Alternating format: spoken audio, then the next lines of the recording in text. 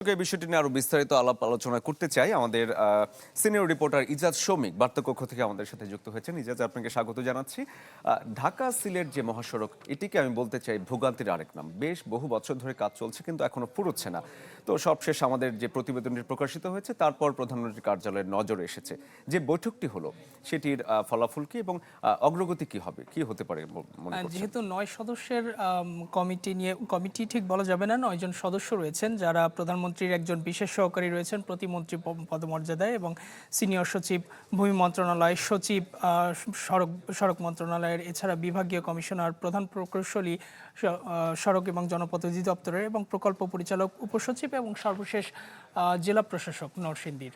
তো এই ৯ জনের আলোচনায় পুরো বিস্তারিত প্রকল্প নিয়ে উঠে আসবে, এবং একই সঙ্গে আমরা ধারণা করছি যে একই সঙ্গে যেহেতু আমরা দুর্নীতির একদম সচিত্র প্রতিবেদন প্রমাণ সহ তুলে ধরেছি, সুতরাং এটার পুঙ্খানুপুঙ্খভাবে তারা এটা বিশ্লেষণ করবেন। এবং সবচেয়ে বড় কথা যে নরসিংদীতে যে সকল আসলে প্রকৃত ভুক্তভোগী, যে সকল জমির মালিক, যাদের অনেকের শ্রেণী পরিবর্তন করে দেওয়া হয়েছে, সেই শ্রেণী পরিবর্তনগুলো সরকারের যে যৌথ তদন্ত তালিকার নথিতে পুনরায় কিভাবে প্রতিস্থাপিত হবে, এবং অনেকের যে ভুলভাবে যৌথ তদন্ত তালিকায় উঠে এসেছে, এই পুরো যৌথ তদন্ত তালিকা এটি করতে দীর্ঘ সময় লাগে, এবং সেই তালিকা সংশোধন কিভাবে হবে, এবং সংশোধন হয়ে পরবর্তীতে সেটির এস্টিমেট কিভাবে হবে বা মূল্য নির্ধারণ কিভাবে হবে, এবং এটি কত দ্রুত শেষ করা যাবে, সব মিলে যে আলোচনা, এটা সহজে শেষ হওয়ার কথা না আমার ধারণা।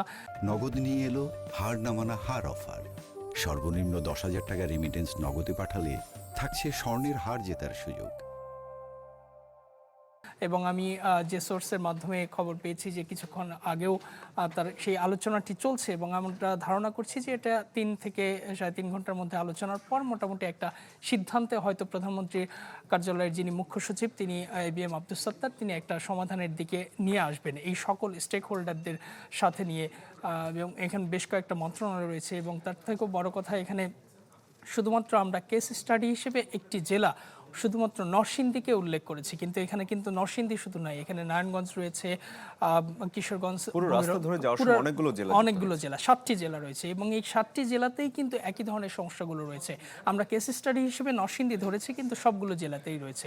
সুতরাং এই সবগুলো জেলার সমস্যার সমাধান কিভাবে হবে, সেটি একটি গুরুত্বপূর্ণ বিষয়। এবং এই মহাসড়কটি যেহেতু একটি গুরুত্বপূর্ণ মহাসড়ক, এবং গত বলা যায় যে 2021 সাল থেকে কাজ চলছে, এখনও চলছে, মাত্র 23 ভাগ কাজ সম্পন্ন হয়েছে, এখনও প্রায় 70 ভাগের মতো বা এই কাজ কিন্তু এখনো বাকি রয়েছে, 70 ভাগের কিছু বেশি। সুতরাং এই 70 ভাগ কাজটা কিভাবে শেষ হবে, এটি খুব গুরুত্বপূর্ণ। এবং গত 5-6 বছর ধরে সাধারণ মানুষ এখানে যাতায়াত করছে, কষ্ট করছে। আগে যেরকম এই কাজ শুরুর আগে সিলেট যেতে সর্বোচ্চ তাদের 5 থেকে 6 ঘন্টা সময় লাগতো, এখন কিন্তু 10 ঘন্টার উপরে সময় লাগছে। এবং এই দুর্ভোগ আদতে কতদিন পর্যন্ত তাদেরকে ভোগ করতে হবে, সেটি একটু বড় বিষয়। সুতরাং প্রধানমন্ত্রীরও কনসার্ন রয়েছে, এবং আপনি জানেন যে জাতীয় নির্বাচনের আগে তিনি সিলেটে যে জনসভা করেছিলেন, সেখানে গুরুত্বপূর্ণ যে নির্দেশনা ছিল এবং তার প্রতিশ্রুতি ছিল ঢাকা সিলেট মহাসড়ক কত দ্রুত শেষ করা যায়।